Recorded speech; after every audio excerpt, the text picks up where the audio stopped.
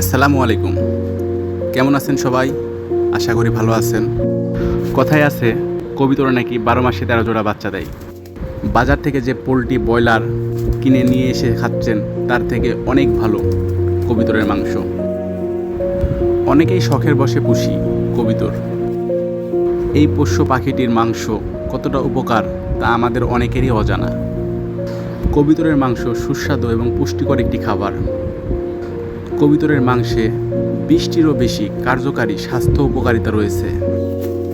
কবিতরের মাংসের মধ্যে থাকা প্রোটিন আমাদের শরীরের রোগ প্রতিরোধ ক্ষমতাকে বাড়িয়ে দেয়।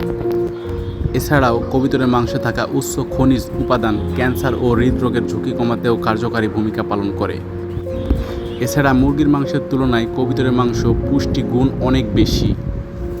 এমনও বলা যায় একটি কবিতর ৯টি মুরগির সমান, অর্থাৎ ব্রয়লার পোষা বাদ দিন, ব্রয়লারের মাংস খাওয়া বাদ দিন, কবিতর পুষুন। কবিতর পালন কোনো আহামরি কাজ নয়, কিন্তু খুব সামান্য খরচে আপনি কয়েকটা কবিতর কিনতে পারবেন।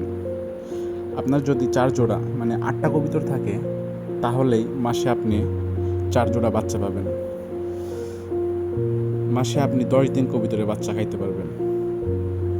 অল্প কিছু খরচেই কবিতর পালন করতে পারবেন। একটা ছোট্ট ঘর তৈরি করতে হবে আর কয়েকটা কবিতর কিনতে হবে, এই তো। আবার কবিতর পালনে যত্নও লাগে অনেক কম, খাবার লাগে অনেক কম, খাটনি অনেক কম।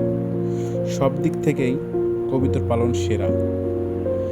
তাই আমি মনে করি বাংলাদেশের আমিষের চাহিদা পূরণে কবিতর পালনে সবাইকে সচেতন হওয়া উচিত। সবারই উচিত, প্রত্যেক বাড়িতেই উচিত কবিতর পালন করা।